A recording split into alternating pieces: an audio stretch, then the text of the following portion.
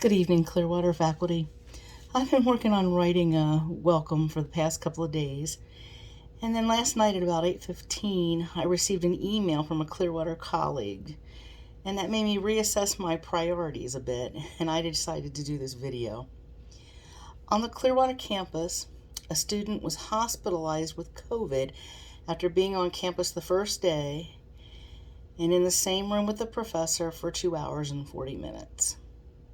Now, I know face-to-face faculty have been dealing with COVID cases for the last year, but now it's really gotten close to home since we're all back on campus and we're all possibly going to have to deal with this issue. And I was hoping that it would be later instead of sooner, but things are changing quickly and we'll need to adapt in order to protect ourselves and our families and our students.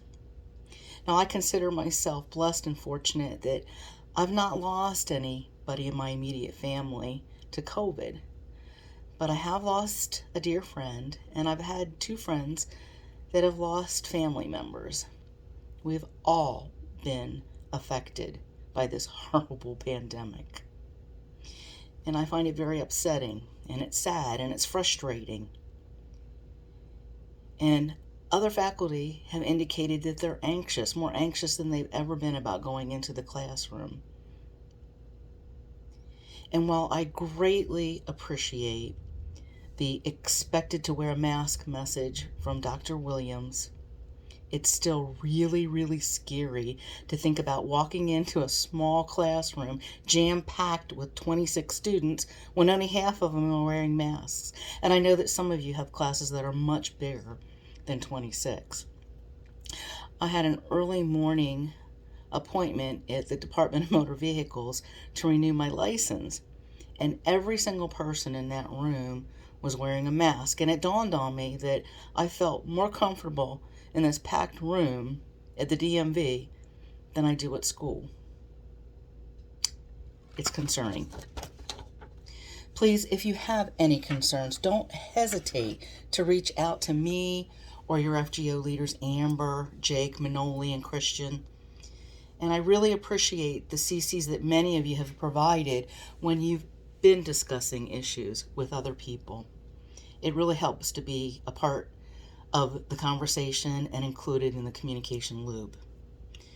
We're all working really hard trying to keep you on top of these really pressing issues and the issues that concern the faculty. At the end of June, we started to take our roles very seriously, and so that even by the end of July, we were contacting folks and arranging for things that we needed to do for this upcoming semester. And it was, I believe, July 30th that I had actually reached out to Dr. Williams and Dr. MLT to express my concern about the growing number of COVID cases, because most of the emails that I got from the faculty were concerning COVID. But we know that COVID's not the only issue that you have. We have recently asked College Counsel for the latest information concerning House Bill 233. And Rachel Bennett, on behalf of CETL, has done a great job providing us with guidance on what we need to do and expect in the classroom. But I know many of you are still very concerned, and we're going to try to keep you updated as we get any updates. Also, the contract error, it was handled and addressed in a relatively quickly manner as a result of the fast actions of various faculty leaders.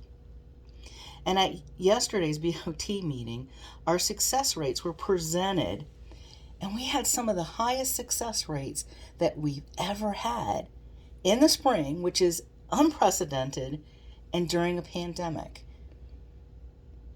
And we have the faculty to thank, because they've had to adapt, and they have worked hard, and they're dedicated, and they care about our students.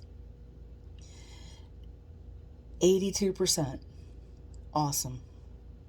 And while we don't always agree on what success means, it's fabulous.